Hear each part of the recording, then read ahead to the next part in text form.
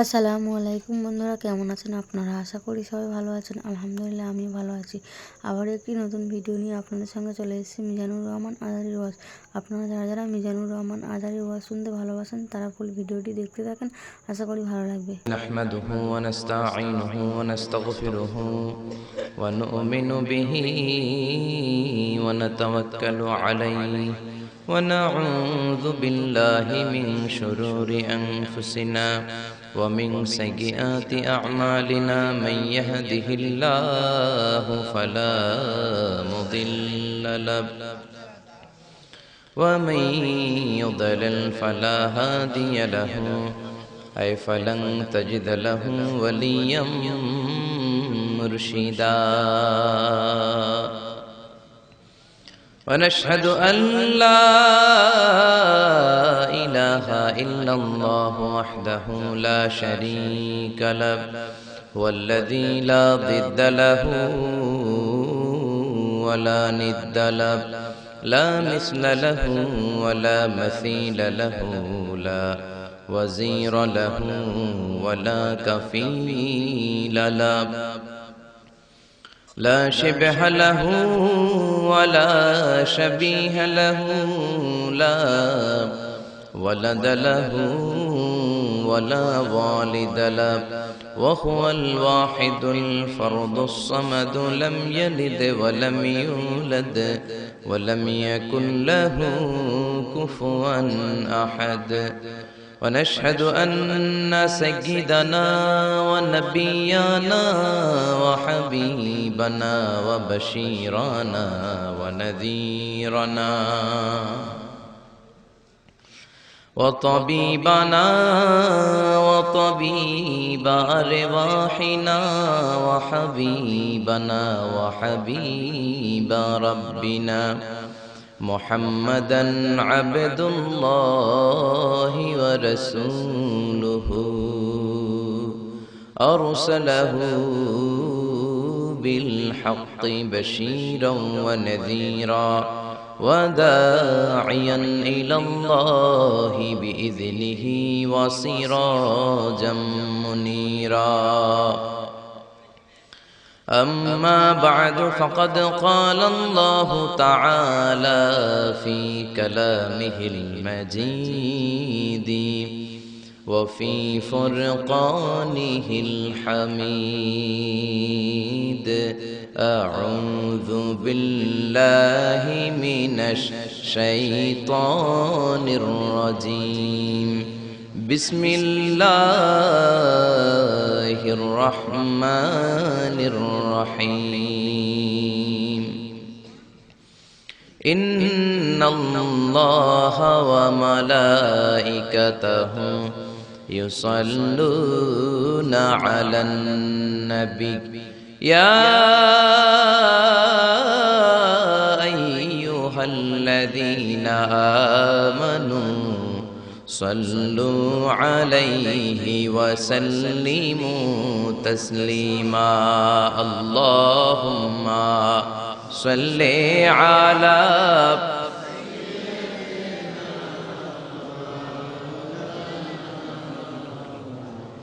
وعلى آل سيدنا মৌলানা মুহাম্মদ। সবাই মহাব্বতের সাথে জোরে জোরে আওয়াজ করে পড়ুন আল্লাহুম্মা সাল্লি আলা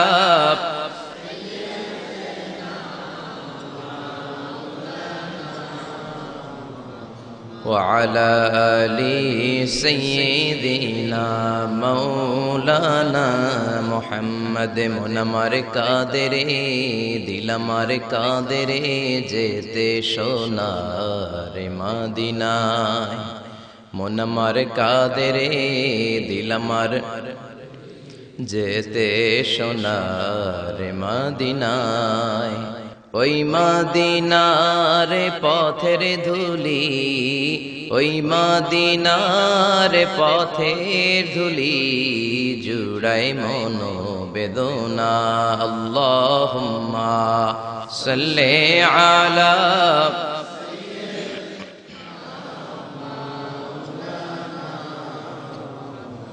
وعلى آل سيدنا مولانا محمد রজব শাবানে বরকত দাও রমজান মাসে গুনাহ ঝড়াও রজব শাবানে বরকত দাও রমজান মাসে গুনাহ ঝড়াও সপ্তাহ জুড়ে তুমি বরকত দাও জুমার দিনেতে গুনাহ ঝড়াও রজব শাবানে বরকত দাও রমজান মাসে গুনাহ ঝড়াও আল্লাহুম্মা সাল্লি আলা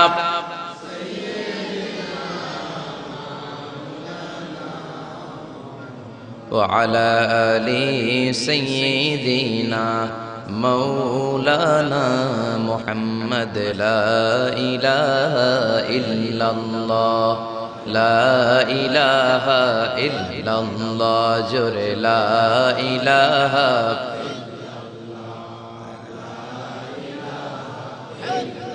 আল্লাহ নামের জিকির করবে যারা আল্লাহর কাছে প্রিয় তারা আল্লাহর কাছে প্রিয় যারা জান্নাতে প্রবেশ করবে তারা জোরে লা ইলাহা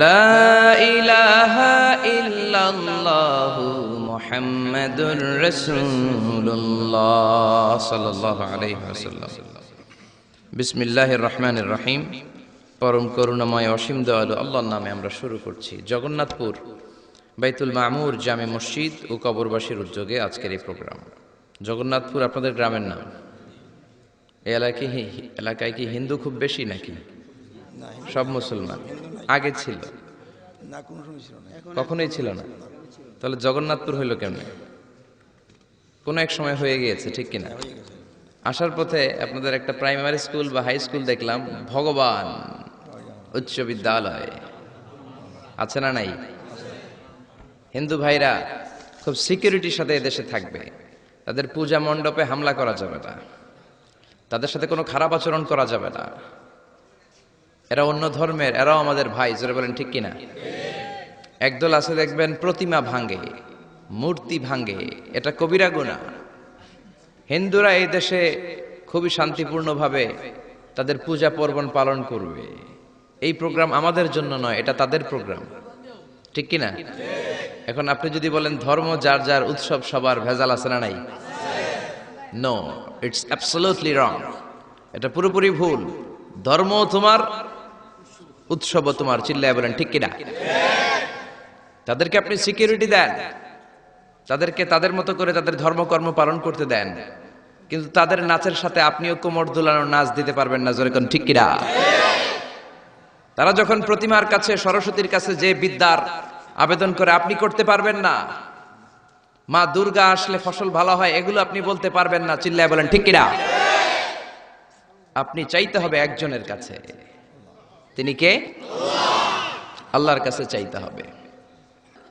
এজন্য হিন্দু ভাইরা এখানে থাকবে নিরাপত্তার সাথে উইথ ফুল সিকিউরিটি কিন্তু রংবাজি চলবে মুসলমানদের চিল্লায় বলেন ঠিক কিনা হিন্দু ভাইদের কোনো ক্ষতি হতে দেওয়া যাবে না কিন্তু মূল ক্ষমতা থাকবে মুসলমানদের কেননা এটা মুসলমানদের দেশ এটা দাড়িওয়ালাদের দেশ টুপিওয়ালাদের দেশ এটা হেফজখানার দেশ এটা আলিয়া মাদ্রাসার দেশ এটা কওমি মাদ্রাসার দেশ এটা টঙ্গীর তুরাকপাড়ের বিশ্ব ইস্তেমার দেশ জোরে বলেন ঠিক কিনা আল্লাহ আমাদেরকে পারস্পরিক সম্প্রীতি এটা গোটা বিশ্বের জন্য বাংলাদেশ একটা মডেল আমরা অসাম্প্রদায়িক আমাদের মধ্যে সাম্প্রদায়িকতা নেই এক্সট্রিমিজম নেই সন্ত্রাসবাদ নেই জঙ্গিবাদকে আমরা সাপোর্ট করি না চিল্লায় বলেন ঠিক কিনা আল্লাহ আমাদেরকে সঠিক সমঝ দান করুক আমরা পড়ি আমিন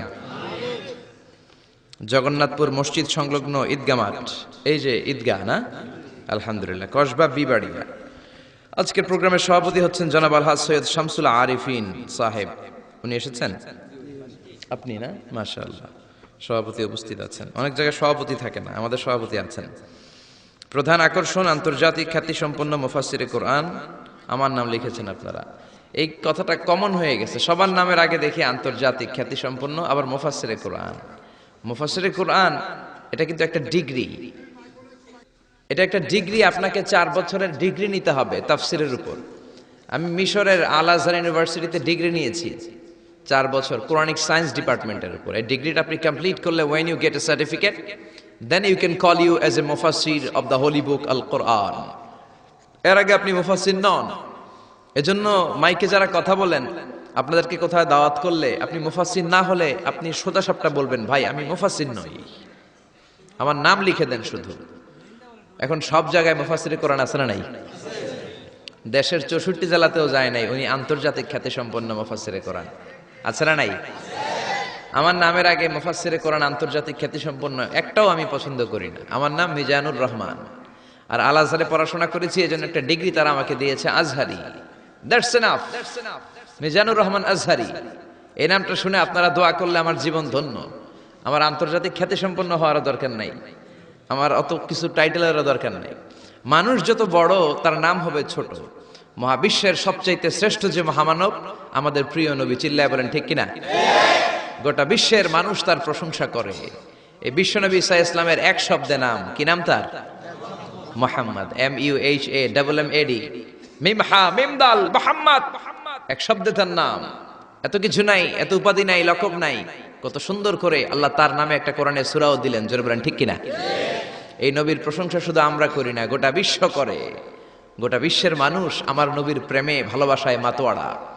আপনি ইংল্যান্ডের ব্রিটিশ মিউজিয়ামে যদি কখনো ঢুকেন, দেখবেন ইংল্যান্ডের ব্রিটিশ মিউজিয়ামের এন্ট্রান্সে এই সাদা পাথরের ফলকে লেখা, as a father, as a teacher, as a law giver, as a law maker, as a reformer of the society, Muhammad is the superman of the world. বাবা হিসেবে, নেতা হিসেবে, সমাজ সংস্কারক হিসেবে মুহাম্মদ হচ্ছে এই পৃথিবীর একজন সুপারম্যান। ও যুবক ভাইরা, সুপারম্যানের টি শার্ট গেঞ্জি লাগালে সুপারম্যান হওয়া যায় না, সুপারম্যানের ট্যাটু লাগালে সুপারম্যান হওয়া যায় না, সুপারম্যানের স্টিকার লাগালে সুপারম্যান হওয়া যায় না। সুপারম্যান হতে হলে বিশ্বনবীর অনুসারী হওয়া লাগে। চিল্লায় বলেন ঠিক কিনা? এটা কি কোনো মুসলিম দেশের জাদুঘরে, মিউজিয়ামে লেখা, নাকি খ্রিস্টানদের জাদুঘরে? আসেন এবার বৌদ্ধ ধর্মে ঢুকি। বৌদ্ধদের বর্তমান বিশ্বের সবচেয়ে বড় ধর্মীয় নেতার নাম দালাই লামা, তিব্বতের ধর্মীয় গুরু। তিনি একটা ইন্টারন্যাশনাল কনফারেন্সে বলেছেন, the last messenger of Muslim community, মুসলিম বিশ্বের সর্বশেষ নবী, তিনি সাধারণ কোনো মানব নন, তিনি অবিসংবাদিত মানব হয়ে পৃথিবীতে এসেছেন। এটা কোনো মুসলমানের কমেন্ট নাকি বৌদ্ধদের কমেন্ট? সুবহানাল্লাহ কইতে মন চায় না? এবার আসেন খ্রিস্টানরা আবার কি বলে। মাইকেল এইচ হার্ট একটা বই লিখেছেন, বইটার নাম হচ্ছে দি 100, a ranking of the most influential personality in the world। পৃথিবী কাঁপানো 100 জন মনীষীর জীবনী তিনি সেখানে এনেছেন। সেখানে তিনি তার ধর্মের নবী জেসাস খ্রাইস্ট, যিশু খ্রিস্টের জীবনী এনেছেন, মুসা আলাইহিস সালামের জীবনী এনেছেন, জোসেফ, ইউসুফ আলাইহিস সালামের জীবনী এনেছেন, আব্রাহাম মানে ইব্রাহিম আলাইহিস সালামের জীবনী এনেছেন, আদম আলাইহিস সালামের জীবনী এনেছেন, আইনস্টাইনের জীবনী এনেছেন, আইজাক নিউটনের জীবনী এনেছেন, দালাই লামার জীবনী এনেছেন, গোটা বিশ্ব কাঁপানো সব নেতাদের জীবনী এনেছেন। কিন্তু তিনি খ্রিস্টান হয়েও সর্বপ্রথমে র্যাঙ্কিং এ যাকে 1 নম্বরে রেখেছেন তিনি হচ্ছেন আমার নবী, আপনার নবী, পেয়ারা নবী, বিশ্ব নবী মুহাম্মদুর রাসূলুল্লাহ সাল্লাল্লাহু আলাইহি সাল্লামের নাম। এটা এই বইয়ের লেখক কি কোনো মুসলমান না খ্রিস্টান? এবার আসেন হিন্দু ধর্মের একটু ঢুমারি। মহাত্মা গান্ধীর নাম শুনছেন? ভারতের অবিসংবাদিত নেতা, ব্রিটিশ খেদাও আন্দোলনের পুরোধা। তিনি বারেট ল করেছেন লন্ডন থেকে, পেশায় একজন ব্যারিস্টার। তিনি ভাবলেন সব সময় মুসলমানদের একজন নবীর কথা শুনি, আমার হিন্দুস্থানে সবাই বলে মোহাম্মদ, মোহাম্মদ, কেই মোহাম্মদ, দেখি তো তার একটা জীবনী গ্রন্থ পড়ি। তো 2 খণ্ডের একটা জীবনী গ্রন্থের প্রথম খণ্ড উনি পেলেন। উনি ভাবলেন ভূমিকাটা, বইয়ের ভূমিকাটা পড়ে রেখে দিব, পুরোটা পড়ার দরকার নাই। কিন্তু ভূমিকা পড়ার পরে পুরো জীবনী পড়ার আগ্রহ, কৌতূহল, কিউরিওসিটি তার অন্তরে ঢুকিয়ে দিল কে? আল্লাহ। পড়তে শুরু করলো। বিশ্বনবীর শৈশবকাল, কৈশোরকাল, যৌবনকাল, তার বিবাহ, তার সমাজনীতি, তার রাষ্ট্রনীতি, তার আন্তর্জাতিক নীতি, তার মাক্কি জীবন, তার মাদানী জীবন। পড়তে পড়তে প্রথম খণ্ড শেষ। এখন দ্বিতীয় খণ্ড পড়ার দরকার আছে না নাই? দ্বিতীয় খণ্ড তো তার কাছে নাই। তিনি একবার ইন্ডিয়ার পুরাতন লাইব্রেরিগুলোকে তন্ন তন্ন করে খুঁজে দ্বিতীয় খণ্ড জোগাড় করলেন, সেটাও পড়লেন। পরে তিনি অবাক। তিনি কমেন্ট করলেন, I have scanned lot of biographies in my life, But the biography of last messenger Muhammad was an unique, unparalleled and fantastic biography I've ever read. চিল্লায় বলেন আল্লাহু আকবার। আমি ভারতের নেতা মহাত্মা গান্ধী অনেকের জীবনী পড়লাম, কিন্তু মুসলমানদের নবী মুহাম্মাদের জীবনীর মতো কোনো জীবনী পাই নাই। এই জীবনীটা এটা একটা ইউনিক, আনপ্যারালাল, ফ্যান্টাস্টিক জীবনী, যে জীবনীর সাথে কারো জীবনীর কোনো মিল নাই। পড়েন সুবহানাল্লাহ। এটা কোনো মুসলমানের কথা না হিন্দুর কথা? এটা হিন্দুর কথা। ইংলিশ লিটারেচার নিয়ে যারা পড়াশোনা করো তোমরা জর্জ বার্নার্ড শোর নাম শুনে থাকবে, শুনেছো? তিনি লিখেছেন বিশ্বনবীর বায়োগ্রাফি পড়ে, I've studied him, the wonderful man. In my opinion, far from being antichrist, and he must be called the savior of humanity. আমি মুহাম্মাদের জীবনীটাকে ব্যক্তিগতভাবে পড়েছি। আমার পক্ষ থেকে তাকে খ্রিস্টান বিরোধী বলাতে দূরের কথা, তাকে মানবতার ত্রাণকর্তা বলতে হবে। চিল্লায় বলেন সুবহানাল্লাহ। ব্লগ লিখে লিখে বিশ্বনবীর জীবনীর ব্যাপারে কুৎসা রটনা করে, গালি দেয় আর ফতুয়া ছড়ায়। নবী কেন এতগুলো বিয়ে করলো, 11 জন বিবি কেন তার, 2 জন দাসী কেন তার, এগুলো তাদের চোখে পড়ে। কিন্তু 25 বছরের একজন তাগড়া যুবক 40 বছরের একজন প্রৌঢ় নারীকে যে বিয়ে করেছে সেটা তাদের চোখে পড়ে না। এই মহামানবটা একটা কুমারী নারীকে বিয়ে করেছে, আয়েশা, বাকি সবগুলা ছিল বিধবা। খাদিজা শুধু 40 বছরের প্রৌঢ় নারী নয়, বিশ্বনবীর সংসারে আসার আগেও খাদিজার আরো 2টা বিয়ে হয়েছে। খাদিজার গর্ভে অনেকগুলো সন্তান এসেছে, এগুলো তারা দেখে না। তিনি বিধবাদেরকে স্থান দিয়েছেন, প্রত্যেকটা বিয়ে আল্লাহর আদেশে করেছেন। চিল্লায় বলেন আল্লাহু আকবার। মায়েশার চেহারাটা সাইয়েদনা জিবরাইল রেশমি কাপড়ের মধ্যে করে বিশ্বনবীর কাছে এসে বললেন, ইয়া রাসূলুল্লাহ, দেখেন তো মেয়েটাকে কেমন লাগে। বিশ্বনবী বললেন, ভালো লাগে, কিন্তু মেয়েটা কার? সাইয়েদনা জিবরাইল বললেন, আপনার বন্ধু আবু বকরের মেয়ে, পছন্দ হয় কিনা বলেন। বিশ্বনবী বললেন হয়। তার কয়েকদিন পরে ডিরেক্ট প্রপোজ, আল্লাহর কাছ থেকে সরাসরি প্রপোজাল এসেছে। জিবরাইল ছবি নিয়ে এসে বললেন, ইয়া রাসূলুল্লাহ, আল্লাহ প্রপোজাল পাঠিয়েছেন, বিয়ের প্রস্তাব। আমি হলাম বিয়ের ঘটক, আল্লাহ হলেন বিয়ের কাজী। বিশ্বনবী বললেন, জিবরাইল রে, তুমি যদি বিয়ের ঘটক হও, আল্লাহ যদি হয় বিয়ের কাজী, আমি মুহাম্মদ রাজি। বিয়ে হয়ে গেল। এভাবে প্রত্যেকটা বিয়ে বিশ্বনবী সাল্লাল্লাহু আলাইহি ওয়াসাল্লাম আল্লাহ তাআলার অর্ডার পেয়ে করেছেন, নিজের মন গড়া করে নাই। ওই নবীর বিরুদ্ধে যারা কথা বলে এগুলো মানুষ নয়, এগুলো অমানুষ। জোরে বলেন ঠিক কিনা? এগুলো জাহান্নামের নরকীট আর পিতৃ পরিচয়হীন জারদ সন্তান। জোরে বলেন ঠিক কিনা? এজন্য সরকারের উচিত আইন করে এই ব্লগারদেরকে বাইতুল মুকাররমের স্কয়ারের সামনে জুমার পরে ফাঁসিতে ঝুলিয়ে দেয়া।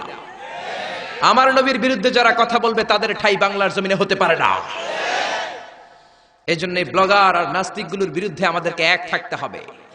বিশ্বনবীর গালি দেয়া হবে, মুসলমান ঘরে বসে থাকবে, সে মুমিন নয়, সে মুনাফিক। আসুন আমরা মহাবিশ্বের মহাবিশ্বয় মহাগ্রন্থ আল কোরআন থেকে কথা শুনি, যে কোরআনের মধ্যে কোনো ভুল নাই, আছে? সন্দেহ নাই, আছে? সংশয় নাই, আছে? পৃথিবীর কোনো ধর্মগ্রন্থকে মুখস্থ করা যায় না, কিন্তু কোরআনকে করা যায়। এটা কোরআনের মুআজিজা। কোন ধর্মগ্রন্থ অবিকৃত অবস্থায় নেই। They already distorted their scripture. তাওরাত, জাবুর আল্লাহ নাজিল করেছেন হিব্রু ভাষায়। বলেন তো কোন ভাষায়? আরবিতে এটাকে বলে আল-লুগা আল-ইব্রানিয়া। ইব্রানি ভাষায় নাজিল করেছেন। ইনজিলকে আল্লাহ তাআলা নাজিল করেছেন সুরিয়ানি ভাষায়। আর এই কোরআনকে আল্লাহ তাআলা নাজিল করেছেন কোন ভাষায়? রব্বুল আলামিন বলেন, ইন্না আনজালনাহু কুরআনান আরাবিয়্যান লাআল্লাকুম তাআকিলুন। ও নবী, এই কোরআনকে আমি সুরিয়ানি ভাষায় পাঠাই নাই, ইব্রানি ভাষায় পাঠাই নাই, চাইনিজ ভাষায় পাঠাই নাই, ইংলিশ ভাষায় পাঠাই নাই। কোরআনকে আল্লাহ কোন ভাষায় পাঠালেন? এজন্য আরবি শিখতে রাজি আছেন তো? ছেলে মেয়েদেরকে কোরআনের ভাষা শিখাবেন। কোরআনের ভাষা আরবি ভাষা। কোরআনের ভাষা শিখলে ফ্যামিলিটারে বরকতময় করে দিবে কে? আল্লাহ। আবার এই কোরআনটাকে রব্বুল আলামিন বিশ্ব নবীর জীবনে সবচাইতে দামি মুআজিজা করে পাঠালেন। মুআজিজা মানে হচ্ছে মিরাকেল। মিরাকেল মানে হচ্ছে অলৌকিক বিষয়। সব নবীকে আল্লাহ মিরাকেল দেন। নবী তার এলাকার লোকদেরকে এই মিরাকেল দেখান। এই মিরাকেল দেখিয়ে দেখিয়ে নবী তাদেরকে ঈমানদার বানান। সব নবীকে মিরাকেল দেয় কে? মিরাকেল, আবার মিরাক্কেল আক্কেল একটা কি যেন আছে, ওইটা না, অলৌকিক বিষয় যেটা নবী দেখান এলাকার মধ্যে। বিশ্ব নবীকে আল্লাহ এরকম অনেক মিরাকেলস দিয়েছেন, অলৌকিক বিষয় দিয়েছেন। বিশ্বনবী আঙ্গুল দিয়ে চাঁদের মধ্যে ইশারা করেছেন, চাঁদ ভেঙে 2 ভাগ হয়েছে, কোন ঠিক কিনা? এটা অলৌকিক বিষয় না? আপনি আমি পারবো? পৃথিবীর কোন আল্লাহর ওলি পারবে?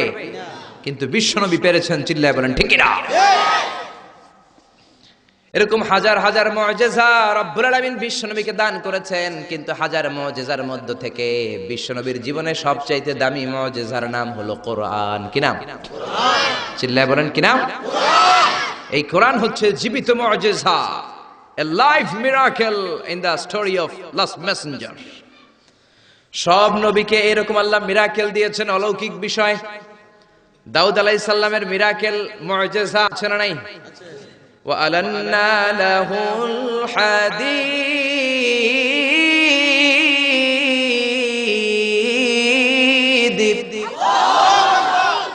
আল্লাহ কোরআনে বললেন, আমি আমার পয়গম্বর দাউদ আলাইহিস সালামকে যেই মিরাকেল বা অলৌকিক বিষয়টা দিয়েছি সেটা হলো লোহাকে নরম করার ক্ষমতা।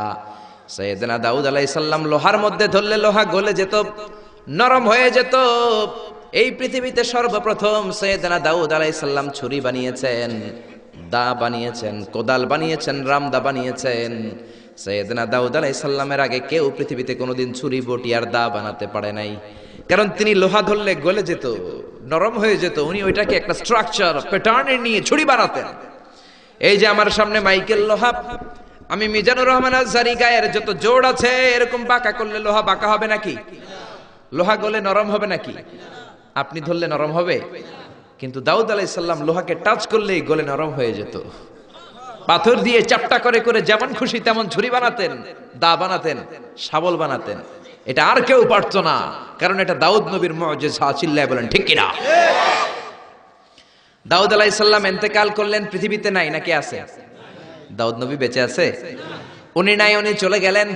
উনি চলে যাওয়ার পর কেউ কি উনার পরে আর লোহাকে এরকম গলাতে পেরেছে নাকি? নরম করতে পেরেছে নাকি?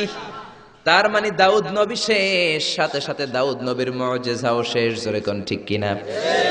দাউদ নবী চলে গেলেন, দাউদ নবীর মুআজিজাও চলে গেল। জোরে বলেন ঠিক কিনা? এরপরে মুসা আলাইহিস সালামের মুআজিজা আছে না নাই? আমা তিলকা বিয়ামিনিকা ইয়া মুসা, ও মুসা তোমার ডান হাতে কি? সাইয়েদনা মুসা আলাইহিস সালাম বললেন, হিয়া আসায়া, এটা আমার লাঠি। এই লাঠি ছিল মুসা আলাইহিস সালামের মুআজিজা। মুসা আলাইহিস সালাম এই লাঠি মাটিতে গেড়ে দিলে গাছ হয়ে যেত, সাগরে রেখে দিলে ব্রিজ হয়ে যেত, ফেরাউনের সামনে রেখে দিলে বিশাল অজগর সাপ হয়ে যেত। কোন সুবহানাল্লাহ। মুসা আলাইহিস সালাম চলে গেলেন, ইন্তেকাল করলেন, কিন্তু ওনার লাঠিটা পৃথিবীতে ছিল। মুসা নবী মরে গেলেন, কিন্তু ওনার লাঠি ছিল। কিন্তু উনি চলে যাওয়ার পরে ওনার এই লাঠিটা দিয়ে কেউ কোনোদিন সাপ বানাতে পেরেছে নাকি? গাছ বানাতে পেরেছে নাকি? ব্রিজ বানাতে পেরেছে নাকি? তার মানে মুসা নবী শেষ, সাথে সাথে মুসা নবীর মুআজিজাটাও শেষ। জোরে কোন ঠিক কিনা? মুসা নবী চলে গেলেন, মুসা নবীর মুআজিজাও চলে গেল। ঈসা আলাইহিস সালামের মুআজিজা আছে না নাই? ঈসা নবীর মুআজিজা, ইট ওয়াজ ভেরি ডেঞ্জারাস মুআজিজা ইন দ্য ওয়ার্ল্ড। পৃথিবীর সবচাইতে ভয়ঙ্কর মুআজিজা ছিল ঈসা নবীর মুআজিজা। আল্লাহ বললেন, ওয়া উবরিউল আকমাহা ওয়াল আবরাসা ওয়া উহয়িল মাউতা বিইযনিল্লাহ। ঈসা আলাইহিস সালামের মুআজিজা, উনি বলেন, আমি আল্লাহর আদেশে জন্মান্ধ, রাতকানা, দিনকানা রোগীর চোখকে ভালো করে দেই। অন্ধ রোগীর চোখে হাত বুলিয়ে দিলে, ঈসা নবী হাত বুলিয়ে দিলে ওই লোকটার চোখ ভালো করে দিত কে?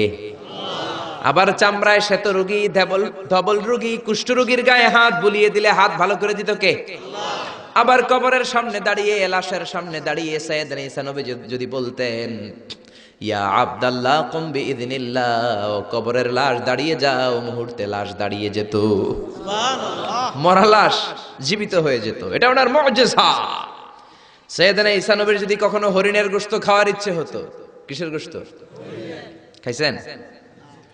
খাইছেন? খেয়েছো?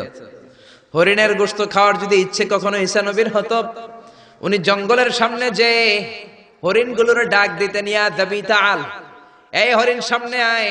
লাফিয়ে লাফিয়ে হরিণগুলো সামনে চলে আসতো।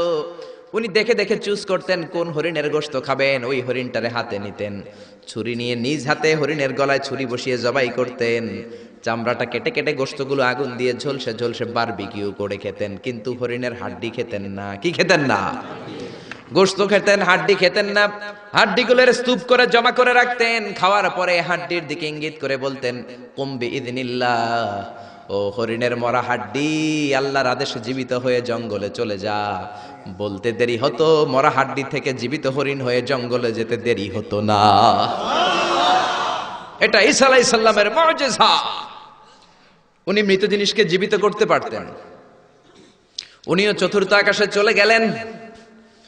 উনি চলে যাওয়ার পরে উনার কোন খ্রিস্টান উম্মাত কোন অন্ধরোগীর চোখের মধ্যে হাত বুলালে চোখ ভালো হবে নাকি? চোখের পাওয়ার যেটা আছে ওইটাও যাইব, ঠিক কিনা? ধবল রোগী, শ্বেত রোগী, কুষ্ঠ রোগীর গায়ের মধ্যে হাত বুলিয়ে দিলে রোগ ভালো হবে নাকি? মরা লাশের সামনে দাঁড়িয়ে যদি বলে কুম্বি ইদনিল্লাহ, ও লাশ তুই মুহূর্তের মধ্যে জীবিত হয়ে দাঁড়িয়ে যা, লাশ দাঁড়াবে নাকি?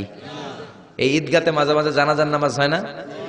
ধরেন আজকে একটা জানাজার নামাজ, সামনে লাশ, আপনারা দাঁড়ায় আছেন, একজন সামনে যায়, লাশের সামনে যায় বলে এই লাশ তুই দাঁড়া, এই তুই দাঁড়া, আপনারা কি বলবেন? বলবেন লাশ দাঁড়ানোর আগে তুমি একটা পাবনার টিকিট কেটে আসো। জোরে বলেন ঠিক কিনা? কারণ মাথার মধ্যে ঝামেলা ঢুকেছে, পাগলামি ঢুকেছে, লাশ দাঁড়াবে না, আর লাশ দাঁড় করে না তো ঈসা নবীর মুজিজা। জোরে কোন ঠিক কিনা? তার মানে ঈসা নবী চলে গেলেন, ওনার মুজিজাও চলে গেল, ওনার মুজিজা কেউ দেখাতে পারে না। ঈসা নবী শেষ, সাথে সাথে মুজিজাও শেষ। খেয়াল করে বুঝেন, দাউদ নবী চলে গেলেন, দাউদ নবীর মুজিজাও চলে গেল। মুসা নবী চলে গেলেন, মুসা নবীর মুজিজাও চলে গেল। ঈসা আলাইহিস সালাম চলে গেলেন, ঈসা নবীর মুজিজাও চলে গেল। বিশ্ব নবী চলে গেলেন, বিশ্ব নবীর মুজিজা কোরআন কি চলে গিয়েছে নাকি? বিশ্বনবীর সবচাইতে দামি মুজিজা কোরআন আছে না নাই? বিশ্বনবী ইন্তেকাল করলেন, বিশ্বনবীর উপর নাজিল হওয়া সবচাইতে দামি মুজিজা কোরআন কি ইন্তেকাল করেছে নাকি? কোরআন ইন্তেকাল করে নাই, কোরআন মরে যায় নাই, কোরআন চলে যায় নাই। Up to the day of judgment, up to the day of resurrection কোরআন থাকবে। কোরআন হেদায়েতের আলো ছড়িয়ে যাবে। চিল্লায় বলেন ঠিক কিনা? এজন্য জীবনের সব অঙ্গনে এই কোরআন মানতে রাজি আছেন তো? কিছু মানবেন, কিছু মানবেন না, এমন না তো? তাফসিরুল কোরআনে আসবেন তো? একদল আছে তাফসিরুল কোরআন, এটা ভালো লাগে না। তাফসিরুল কোরআন এই শব্দটাই তাদের ভালো লাগে না। তাফসিরুল কোরআন শুনলেই এদের গায়ে চুলকানি হয়, আছে না নাই?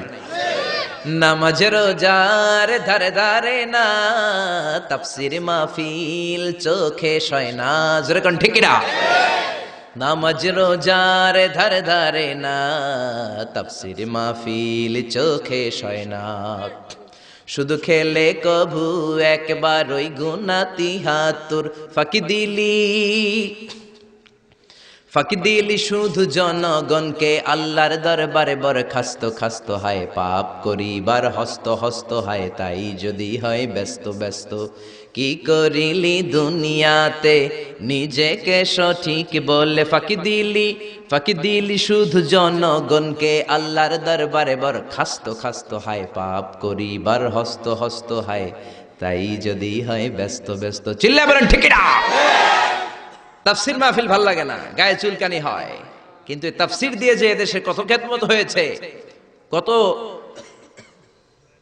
কাফির মুসলমান হয়েছে, কত নাস্তিক আস্তিক হয়েছে, তার কোনো ঠিক নাই। জোরে কোন ঠিক কিনা? এদেশের একজন মুফাসসির আছে যার হাতে হাত রেখে হাজার হাজার অমুসলিম ইসলাম ধর্ম গ্রহণ করেছে। জোরে বলেন ঠিক কিনা? জেলখানাতে বন্দী। এখন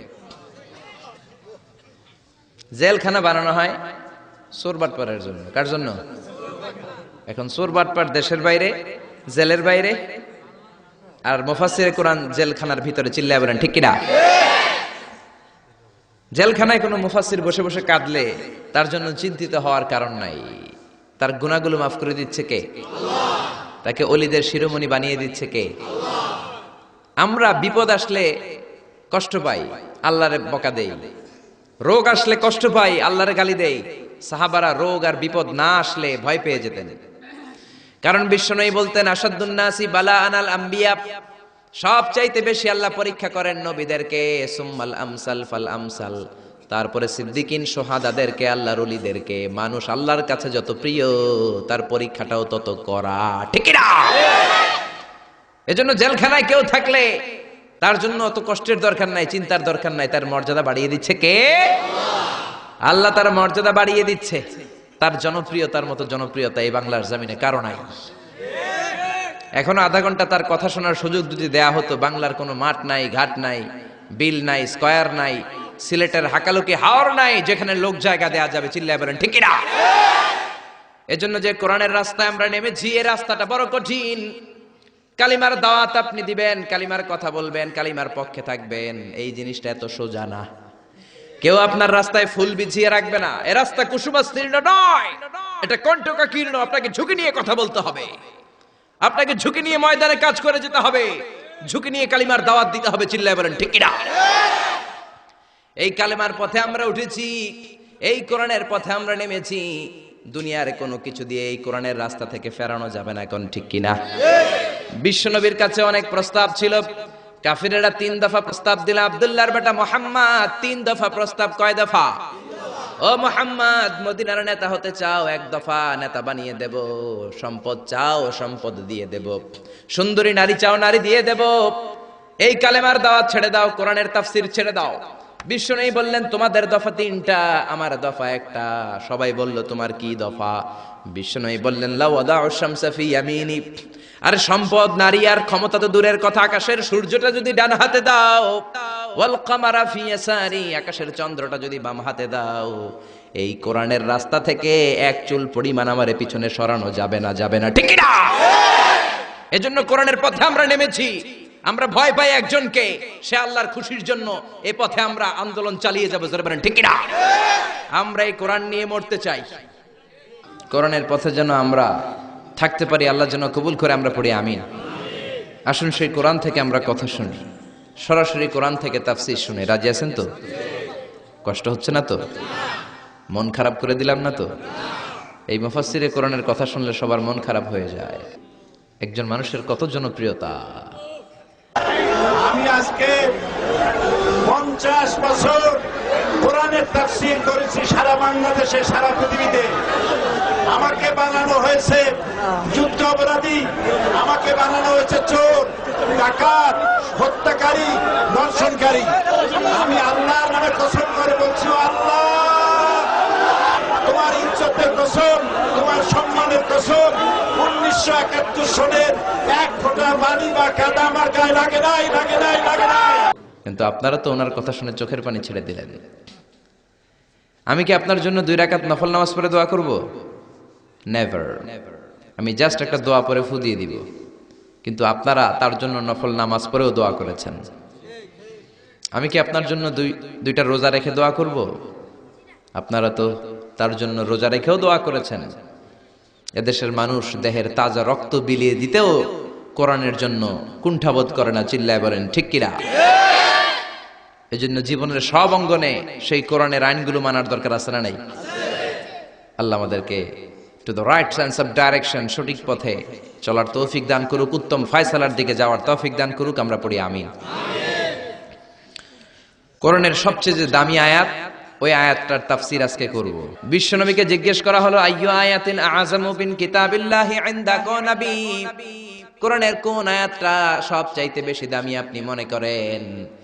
বিশ্বনবী বললেন আযমু আয়াতিন মিন কিতাবিল্লাহি আয়াতুল কুরসি। আল্লাহর কোরআনের মধ্যে 6666 আয়াত। কারো বর্ণনা মতে 6636 আয়াত, আরেক বর্ণনা মতে আরেকটা রিওয়ায়াত পাওয়া যায়। এই যতগুলো আয়াত কোরআনের মধ্যে আছে, সবচাইতে দামি আয়াতের নাম আয়াতুল কুরসি, ঠিক কি না? এতগুলো আয়াত থাকতে এটার দাম এত বাড়লো কেন? এটার এত মর্যাদাপূর্ণ আয়াত কেন? 5টা কারণে এই আয়াতের দাম বেশি। জোরে বলেন কয়টা? 1 নম্বরে আয়াতের মধ্যে রব্বুল আলামিন নিজের পরিচয় দিয়েছেন। একটা মাত্র আয়াত, কিন্তু এত সুন্দর করে চমৎকার করে রব্বুল আলামিন নিজের পরিচয়টা একটা আয়াতে দিয়েছেন।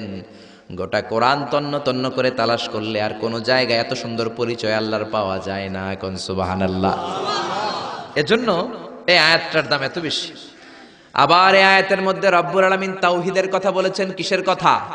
তাওহীদেরি মুর্শিদ আমার মুহাম্মাদের নাম বলো, মুহাম্মাদের নাম। আল্লাহর নাম জপলে বুঝতে পারি আল্লাহরই কালাম বলো, মুহাম্মাদের নাম। আল্লাহু আকবার। আল্লাহ তার একত্ববাদের ঘোষণা দিলেন, তিনি যে এক এবং একক। এই ঘোষণাটা আয়াতের মধ্যে আছে, এই জন্য আয়াতের মর্যাদা বাড়িয়ে দিয়েছে কে? আল্লাহ। আবার এই আয়াতের মধ্যে আল্লাহর 4টা সিফাতি নাম আছে, জোরে বলেন কয়টা? 1 নম্বরে আল হাইয়্যু, 2 নম্বরে আল কাইয়্যুম, 3 নম্বরে আল আলী, 4 নম্বরে আল আযীম। এই 4টা আল্লাহর সিফাতি নাম এই আয়াতের মধ্যে থাকার কারণে আয়াতের মর্যাদা বাড়িয়ে দিয়েছে কে? আবার এই একটা আয়াতে রব্বুল আলামিন তিনি যে কত ক্ষমতাবান, তার কুদরত যে কত বড়, তার জ্ঞানের সীমানা যে কত বড়, এগুলোর বর্ণনা দিয়েছেন। আবার এই আয়াতের মধ্যে আল্লাহ কুরসির বর্ণনা দিয়েছেন। কুরসি হচ্ছে পৃথিবীতে, মহাবিশ্বে আল্লাহ যে 4টা জিনিস সর্বপ্রথম তৈরি করেছে, আরশ, কুরসি, লৌহ, কলম, এই 4টা জিনিসকে মহাবিশ্বে আল্লাহ সর্বপ্রথম তৈরি করেছেন। এই কুরসির কথাও এই আয়াতের মধ্যে আছে না নাই? এই কুরসি শব্দটা থেকেই আয়াতের নামকরণ করা হয়েছে আয়াতুল কুরসি।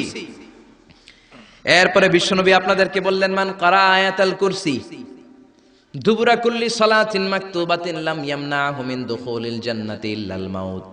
কেউ যদি প্রত্যেক ফরজ নামাজের পরে একবার করে আয়াতুল কুরসি পড়ে, সে জান্নাতে ঢোকার ক্ষেত্রে কোনো বাধা নাই, একটাই বাধা, তার মরণ। লোকটা মরে না, তাই জান্নাতে যায় না, মরলেই জান্নাতি। আল্লাহু আকবার। এই জন্য প্রত্যেক ফরজ নামাজের পরে আয়াতুল কুরসি পড়ার দরকার আছে না নাই? It should be a special wazifa for every Muslim at every evening and every morning. After every congregational prayer you offer in mosque. প্রত্যেক জামাতে নামাজের পরে প্রত্যেক মুসলমানের ওয়াজিফা হওয়া দরকার আয়াতুল কুরসি। ইমাম সাহেব সালাম ফিরাবে, সালাম ফেরানোর পরে আপনি আয়াতুল কুরসি পড়বেন। কিন্তু ইমাম সাহেবরা তো সময় দেয় না। আমাদের দেশে সালামের পরে হুট করে একটা মুনাজাত আছে না নাই? মুনাজাত দিবেন, সমস্যা নাই, কিন্তু আগে তাসবিহ পড়বেন। আমাদের দেশে এরকম আসসালামু আলাইকুম, আসসালামু আলাইকুম রাহমাতুল্লাহ, আমিন, ইয়া আরহামার রাহিম, শেষ। তো আপনি কি চাইলেন আল্লাহর কাছে? কি চাইলেন? আমিন, ইয়া আরহামার রাহিমিন। এত কম সময় কেন তোমার? জি বাংলা দেখতে তো তোমার সময় পাওয়া যায়, স্টার জলসা দেখতে সময় আছে, কিরণমালা দেখতে সময় আছে, বিপিএল এর খেলা দেখার সময় আছে, আইপিএল এর সময় আছে, আইসিসি এর সময় আছে, খুলনার সাথে কুমিল্লার ফাইনাল খেলা ওইটা দেখারও সময় আছে। কিন্তু আল্লাহর কাছে চাওয়ার সময় নাই। এক সাহাবী প্রতিদিন সালামের পরে দৌড় দিত, রাসূল বললেন, এক নাইক বসো। কই নবী কাজ আছে, কই বেটা বস। আল্লাহর কাছে চা আমার কিছু চাওয়ার নাই। রাসূলকে কিছু চাওয়ার না থাকলে নুন চা বেটা, লবণটাও আল্লাহর কাছে চাও। তোমার পায়ের জুতা যদি ছিঁড়ে যায়, মুচির কাছে পড়ে যাবা, মুচির কাছে যাওয়ার আগে চাইতে হবে একজনের কাছে, তিনি কে? আল্লাহ। এজন্য প্রত্যেক ফরজ নামাজের পরে তাসবিহ পড়বেন। বিশ্বনবী তাসবিহ পড়তেন, এগুলো মানুষ জানেই না। বিশ্বনবী সালাম ফিরানোর পরে প্রত্যেক নামাজের পর সাহাবাদের দিকে মুখ ফিরিয়ে বসতেন। কিন্তু আমাদের দেশে শুধু ফজরের নামাজের পর আর আসরের নামাজের পর ইমাম সাহেবরা বসে, ঠিক কিনা? বাকি 3 নামাজে জোহর, মাগরিব, এশার পরে কি বসে? কি করে? সালাম আলাইকুম, সালাম আলাইকুম, আমিন, ইয়া আরহামার রাহিম, ঠিক কিনা? তো এত কম সময় কেন আপনার মিয়া? বিশ্বনবী ঘুরে বসে থাকতে পারেন, তাসবিহ পড়তে পারেন, আপনি কোন সলিমদ্দি কোন কলিমদ্দি হয়ে গিয়েছেন। প্রত্যেক নামাজের পরে মুসল্লিদের দিকে ফিরে বসেন। বিশ্বনবী সালাম ফিরানোর পরে আসসালামু আলাইকুম ওয়া রাহমাতুল্লাহ, আসসালামু আলাইকুম ওয়া রাহমাতুল্লাহ, সালাম ফিরানোর পরে আওয়াজ করে বিশ্বনবী বলতেন আল্লাহু আকবার। কি বলতেন? নামাজ শুরু করছেন আল্লাহু আকবার, সালাম ফিরায় শেষ তখনও আল্লাহু আকবার। তারপরে 3 বার পড়তেন আস্তাগফিরুল্লাহ, আস্তাগফিরুল্লাহ, আস্তাগফিরুল্লাহ। তারপরে পড়তেন আস্তাগফিরুল্লাহ আল্লাযী লা ইলাহা ইল্লা হুয়াল হাইয়ুল কাইয়্যুম ওয়া আতুবু ইলাইহি। তারপরে 33 বার সুবহানাল্লাহ, 33 বার আলহামদুলিল্লাহ, 34 বার আল্লাহু আকবার। আসরা নাই, আরেকবার নাই, প্রত্যেকটাই 33 বার শেষ করবে লা ইলাহা ইল্লাল্লাহু ওয়াহদাহু লা শারীকা লাহু লাহুল মুলকু ওয়া লাহুল হামদু ইউহয়ী ওয়া ইউমীতু ওয়া হুয়া আলা কুল্লি শাইইন কাদির। এটা পড়ার পরে বিশ্বনবী আয়াতুল কুরসি পড়তেন। এরপরে পড়তেন আল্লাহুম্মা আনতাস সালাম ওয়া মিনকাস সালাম তাবারাকতা রাব্বানা ইয়া যাল জালালি ওয়াল ইকরাম। এরপরে পড়তেন রাদিতু বিল্লাহি রাব্বা ওয়া বিল ইসলামি দীনা ওয়া বিমুহাম্মাদিন নাবিয়্যা। তারপরে বলতেন আল্লাহুম্মা লা মানি'a লিমা আ'তাইতা ওয়া লা মু'তিয়া লিমা মান'আতা ওয়া লা ইয়ানফা'ু যাল জাদ্দি মিনকাল জাদ। এরপরে পড়তেন আল্লাহুম্মা ইয়া মুকাল্লিবাল কুলুবি সাব্বিত কুলুবানা আলা দীনিক, আল্লাহুম্মা ইয়া মুসাররিফাল কুলুবি সাররিফ কুলুবানা আলা তাআতিক। এরকম কত দোয়া যে বিশ্বনবী পড়তেন। তারপরে যদি আপনার মোনাজাত করতে মনে চায় মোনাজাত করেন, অথবা আপনি যে দোয়াটা করেছেন সেটাই যদি যথেষ্ট মনে করেন ওই দোয়াটাই করেন, সমস্যা নাই। কিন্তু সালাম আলাইকুম আমিন ইয়া আরহামার রাহিমিন এটা করবেন, আর তাসবিহ পড়বেন। রাজি আছেন তো? এই দোয়াগুলো করলে আল্লাহ কবুল করে।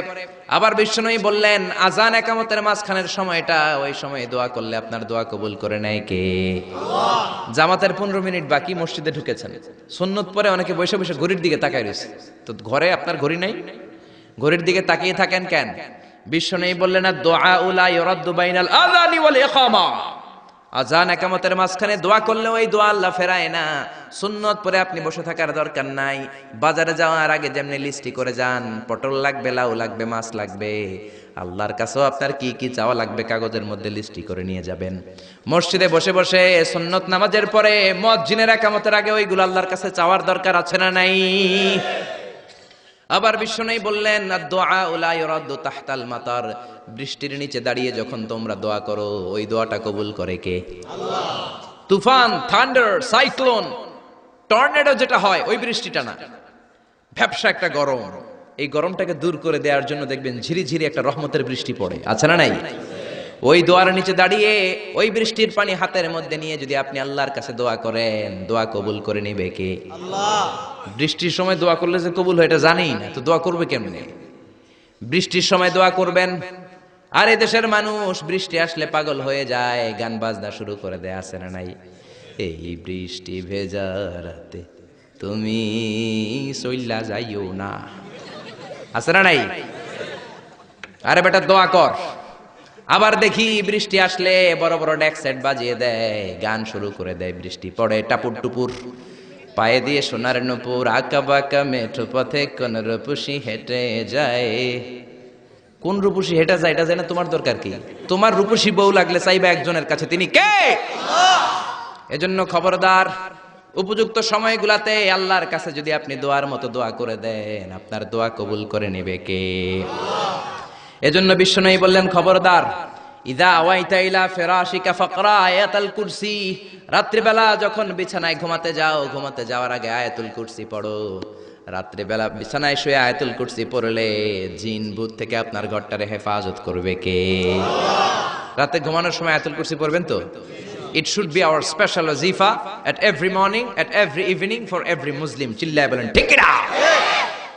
আবার বিশ্বনবী বললেন সকালবেলা যদি একবার আয়াতুল কুরসি পড়ো, সন্ধ্যা পর্যন্ত ফেরেশতা দিয়ে আপনারে হেফাজত করবে কে? আল্লাহ। আবার সন্ধ্যাবেলায় যদি একবার তুমি আয়াতুল কুরসি পড়ো, সকাল পর্যন্ত তোমারে গার্ড দিবে কে? আল্লাহ। এটা আল্লাহর পাঠানো গার্ড, এঞ্জেল গার্ড, ফেরেশতাদের গার্ড। টাকা দিয়ে বডিগার্ড যে রাখে ওই বডিগার্ড না। বডিগার্ড তোমারে বাঁচাতে পারবে না। অনেক মন্ত্রীর দুই দিকে বডিগার্ড, গুলি লাগছে মন্ত্রীর কপালে, সবাই যে বডিগার্ডের ধরে, এই বেটা 50,000 করে বেতন বডিগার্ড, মন্ত্রী মূল্য কেমনে? বডিগার্ডকে আমি তো বডিগার্ড, আমি তো রুহু গার্ড না। রুহুর মালিক কে? আমি তো বডিগার্ড। বডি তো ঠিকই আছে, বডি লয়ে যাও, জোরে বলেন ঠিক কিনা? এজন্য খবরদার, এই ওয়াজিফাগুলো মিস করবেন না। সকালবেলা যদি একবার ওয়াজিফা পড়েন আয়াতুল কুরসি, সন্ধ্যা পর্যন্ত আল্লাহ স্পেশাল ফেরেশতার গার্ড দিয়ে দিবে। আবার সন্ধ্যাবেলা যদি একবার আয়াতুল কুরসি পড়েন, সকাল পর্যন্ত আপনাকে গার্ড দিবে কে? আবার এই একটা আয়াতের মধ্যে ইসমে আজম আছে, আল ইসমুল্লাহিল আযম। আল্লাহর 99টা নামের মধ্যে থেকে একটা ইসমে আজম, কিন্তু কোনটা কেউ জানে না একজন ছাড়া, তিনি কে? তবে বিশ্বনবী তার চাচাতো ভাই আব্দুল্লাহ ইবনে আব্বাস, যাকে রাইসুল মুফাসসিরিন বলা হয়, তার জন্য দোয়া করেছেন আল্লাহুম্মা ফাক্কিহু ফিদ্দীন ওয়া আল্লিমহু তা'বীল। আল্লাহ আমার চাচাতো ভাই আব্দুল্লাহ ইবনে আব্বাসকে আপনি দ্বীনের জ্ঞান শিক্ষা দেন, তাকে কোরআনের তা'বীল তাফসীর শিক্ষা দেন। বিশ্বনবীর দোয়ার বরকতে তিনি গোটা মুফাসসিরদের সম্রাট হয়েছেন। কোন সুবহানাল্লাহ। রাইসুল মুফাসসিরিন আব্দুল্লাহ ইবনে আব্বাস তানভীরুল মিকবাস ফি তাফসীর ইবনে আব্বাস রেফারেন্স উনি বলেন, আমার কোরআনের যতটুকু জ্ঞান বিশ্বনবীর দোয়ায় আমি পেয়েছি, আমার মনে হয় আল্লাহর ইসমে আজমটা কোরআনের কোন আয়াতের মধ্যে নাই, আছে শুধু আয়াতুল কুরসির মধ্যে। যেরকম সুবহানাল্লাহ। তুমি ইউনুস নবীরে যখন খাইলো মাছেতে গিলিয়া, ফেরেশতা পাঠাইয়া দিলে, ইসমুল্লাহিল আযম। ফেরেশতা পাঠাইয়া দিলে ইসমে আজম দিয়া, প্রাণে ছিল যাহার ভয় সে তা পাইল যে আশ্রয়, শত্রুদেরই হাত থেকে বাঁচাইলে প্রাণ। আল্লাহু আল্লাহু পড়েন, আল্লাহু আল্লাহু তুমি জাল্লে জালালুহু, শেষ করা তো যায় না গে তোমার গুণগান। আল্লাহু আল্লাহু, এই যে ইসমে আজম, যে ইসমে আজমের বদৌলতে রব্বুল আলামিন ইউনূস নবীকে তিমি মাছের পেট থেকে মুক্তি দিলেন, ওই ইসমে আজম কোরআনের কোন আয়াতে আছে কেউ জানে না। তবে আব্দুল্লাহ ইবনে আব্বাস বলেন, আমার মনে হয় আল্লাহু লা ইলাহা ইল্লা হুয়াল হাইয়ুল কাইয়্যুম, এই আল হাইয়ুল কাইয়্যুম এই শব্দটাই হলো ইসমে আজম। সুবহানাল্লাহ। এজন্য এই শব্দ দিয়ে দোয়া করবেন। বিশ্বনবী এই শব্দ দুইটার ওসিলা দিয়ে দোয়া করতেন। বিশ্বনবী দোয়া করতেন, ইয়া হাইয়্যু ইয়া কাইয়্যুম বিরহমাতিকা আস্তাগীস, ও হাইয়্যু ও কাইয়্যুম আপনার বদৌলতে আপনার নামের ওসিলায় আপনার কাছে আমরা পানাহ চাই। বিরহমাতিকা আস্তাগীস, আস্তাগীস শব্দটা এসেছে আল গাইস থেকে, আল গাউস। গাউস মানে সাহায্যকারী। গাউসুল আজম কার নাম? নাকি আব্দুল কাদের জিলানীর নাম? খবরদার, গাউসে পাক আব্দুল কাদের জিলানী নয়, গাউসে পাক হলেন আল্লাহ। গাউসুল আজম আব্দুল কাদের জিলানী নয়, গাউসুল আজম হলো আল্লাহ। গাউস মানে সাহায্যকারী, আল আজম মানে মহান। মহান সাহায্যকারী তো একজন, তিনি কে? এজন্য খবরদার আল্লাহর ওলিরে আল্লাহর ওলি বলে ডাকবেন। ওলিকে আল্লাহর চেয়ারে বসানোর দরকার নাই, যেরকম ঠিক কিনা? আব্দুল কাদের জিলানী অনেক বড় আল্লাহর ওলি ছিলেন। উনি নিজে কোনোদিন নিজের গাউসে আজম বলেন নাই। আপনি কেমন করে বলেন? আব্দুল কাদের জিলানীকে গাউসে পাক বললে আপনার নামটা মুশরিকদের কাতারে তুলে দিবে কে? এজন্য আয়াতুল কুরসিটা হবে আমাদের স্পেশাল ওয়াজিফা। সবাই সকাল সন্ধ্যা আয়াতুল কুরসি পড়বেন তো? পড়বেন তো? আল্লাহ আয়াতুল কুরসির শব্দটা শুরু করেছেন আল্লাহ শব্দ দিয়ে। কোন শব্দ দিয়ে? আয়াতুল কুরসির প্রথম শব্দটা কি? আল্লাহু লা ইলাহা ইল্লা হুয়াল হাইয়ুল কাইয়্যুম। আল্লাহ, এই শব্দটা দিয়ে আয়াতুল কুরসি শুরু। এই আল্লাহ শব্দটা আল্লাহর আসল নাম। কি নাম? জোরে বলেন, কি নাম? এটাকে বলে ইসমুজ জাত। আল্লাহর জাতি নাম, আল্লাহর আসল নাম। আল্লাহ নিজেই আল্লাহর নাম রেখেছেন। আল্লাহর নাম রেখেছে কে? আপনার নাম আল্লাহ রাখেন নাই, আপনার নাম রেখেছে আপনার দাদা, আপনার নাম রেখেছে আপনার কাকা, আমার নাম রেখেছে আমার দাদা, আমার বাবা।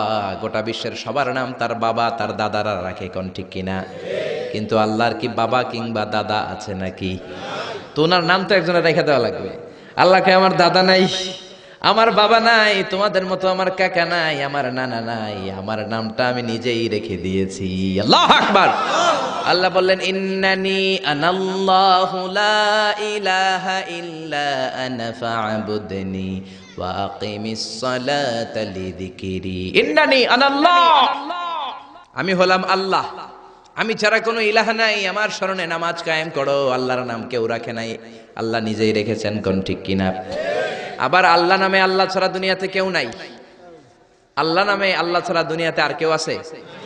আল্লাহ ছাড়া আর কারো নাম কোনোদিন আপনি শুনছেন আল্লাহ?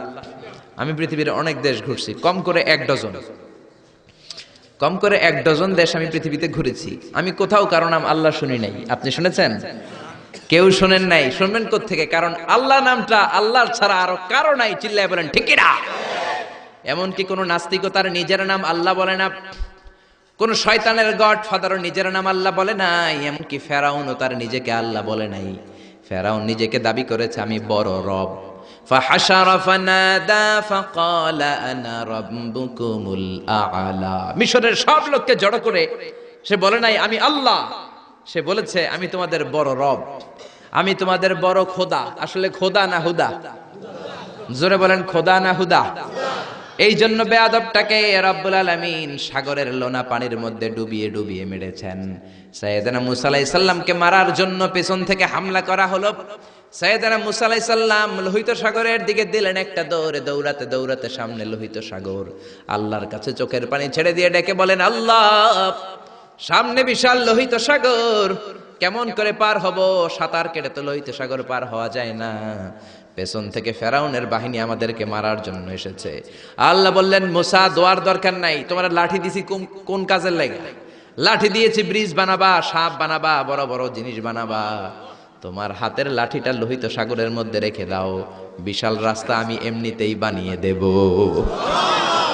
সাইয়েদনা মুসা আলাইহিস সালাম লাঠি ফেললেন, লোহিত সাগরের এক মাথা থেকে আরেক মাথা বিশাল রাস্তা। এই লোহিত সাগর আমি অনেকবার গিয়েছি। Red Sea, it's border sea between KSA, the Kingdom of Saudi Arabia, and the Arab Republic of Egypt. মিশর এবং সৌদি আরবের মাঝখানে বর্ডার সাগর, এটা লোহিত সাগর। এটার এই মাথায় দাঁড়ালে ওই মাথায় সৌদি আরব। সুবহানাল্লাহ কইবেন না? জেদ্দা নগরী। এই লোহিত সাগরে ফেরাউন ডুবে মরেছে। অনেকে বলে নীল নদে ডুবে মরেছে, ভুয়া কথা। আমি ফেরাউনের দেশের মানুষ মিয়া, এই তথ্য আমার কাছ থেকে শুনেন। আমি ফেরাউনের দেশে ছিলাম 5 বছর, নীল নদের পানি খেয়েছি আমি 5 বছর। সরাসরি নীল নদ থেকে নিয়ে খাই নাই। আবার মিশরের সরকার রিফাইনিং করে, পরিশোধন করে, পাইপলাইনের মাধ্যমে গোটা মিশরে ছড়িয়ে দিয়েছে। নীল নদ লম্বায় সবচেয়ে বড়, আড়াআড়িতে বড় নয়। আপনি ভালো সাঁতার জানলে আড়াআড়ি পাশের দিক থেকে আপনি নীল নদকে ক্রস করে ওদিকে চলে যেতে পারবেন। কিন্তু লম্বা এটা 6695 কিলোমিটার লম্বা, পৃথিবীর সবচেয়ে বড় নদ। এটা জান্নাতের নদ। বিশ্বনবী যখন মেরাজে গেলেন, 2টা নদী সিদরাতুল মুনতাহা থেকে জান্নাতে চলে যায়, আর 2টা নদী জান্নাত থেকে পৃথিবীর দিকে নামে। বিশ্বনবী ডেকে বললেন, জিব্রাইল, যেই 2টা নদী জান্নাত থেকে দুনিয়ায় নামে, নদীটার নাম কি? বিশ্বনবী বললেন, একটা ইরাকের ফোরাত নদী, আর একটা হলো আপনার ভাই মুসার দেশ মিশরের নীল নদী। কোন সুবহানাল্লাহ। ফেরাউন বলল, আমি জীবনে মুসারে আসতে দিব না পৃথিবীতে। আল্লাহ বললেন, তোর ঘরে আমি মুসারে বড় করে ছাড়বো। কোন ঠিক কিনা? মুসার মা মুসা আলাইহিস সালামকে সিন্ধুকে করে এই নীল নদে ভাসিয়ে দিয়েছেন। ফেরাউন এই নীল নদে মরে নাই, সে মরেছে লোহিত সাগরে মরে। বিশাল লোহিত সাগরে রাস্তা হয়ে গেল। সাইয়েদনা মুসা আলাইহিস সালাম আল্লাহর শুকরিয়া করে বনি ইসরাইলের মুমিন বান্দাদেরকে নিয়ে, তার কর্মীদেরকে নিয়ে, তার অনুসারীদেরকে নিয়ে, তার সদস্যদেরকে নিয়ে রওনা হলেন। দৌড়াতে দৌড়াতে লোহিত সাগরের এই মাথা থেকে ওই মাথা চলে গেলেন। ফেরাউন ইন দ্য মিন টাইমে চলে এসেছে তার বাহিনী নিয়ে। এসে দেখে মাশাআল্লাহ এত সুন্দর রাস্তা, বিশাল ব্রিজ, চমৎকার শক্ত ব্রিজ। বাঁশ টাস দেওয়া হয় নাই, যে ব্রিজের ভিতরে দেওয়া হয়েছে শক্ত রড। এই ব্রিজ দেখে তো মহা খুশি, মনে হয় যেন ওর বাবার টাকায় ব্রিজ বানানো হয়েছে। সে অর্ডার করলো, march on the bridge, march on my soldiers on the bridge and try to reach মুসাস। আমার এই সামনের ব্রিজটা পার হয়ে যাও, মুসাকে খপ করে ধরে নাও, আল্লাহকে দ্বারা ধরাইতেছি আমি। ফেরাউনের অর্ডার শুনে সেনাবাহিনীরা লেফট রাইট করে মার্চ করতে শুরু করলো। যেতে যেতে ব্রিজের এই মাথা থেকে ফেরাউন সহ সৈনিকেরা যেতে যেতে ব্রিজের মাঝ বরাবর যখন চলে এসেছে, আল্লাহ মুসারে ডেকে বললেন, ও মুসা, অ্যাকশন নেবার মনে চায় কিনা? মুসা নেই বললেন, মনে চায়। অনেক জ্বালাইছে বেয়াদবটা আমারে, ঘুমাইতে দেয় নাই, খাইতে দেয় নাই, খালি হামলা চালায়। এখনো এরকম মুসলমানদের ঘরে ঘরে হামলা আছে না নাই? ঘরে ঘুমাতে পারে না, নিজ এলাকায় থাকতে পারে না, অন্য থানায় চলে যায়, অন্য গ্রামে চলে যায়, রাতের ঘুম নাই, আত্মীয় স্বজনের সাথে দেখা নাই। দুনিয়ার বুকে কষ্ট করে যাও, জান্নাতের দরজা আল্লাহ তোমাদের জন্য খুলে রেখেছে। আল্লাহ বললেন, অ্যাকশন নিবার মন চায় কিনা মুসা? মুসা বললেন, অবশ্যই। আল্লাহ বললে, অ্যাকশন নিতে চাইলে আর দেরি করা যাবে না, লাঠিটা তোলো। সুবহানাল্লাহ কইবেন না?